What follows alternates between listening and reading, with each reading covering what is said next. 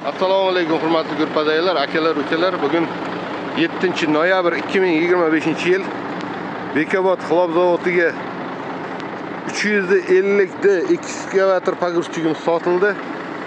Mana Bekjon akamiz oldi. Bekjon aka, yaxshi kunlarga ishlating aka. Yaxshi. So'rab surishtirdik. Yaxshi texnika deyishdi.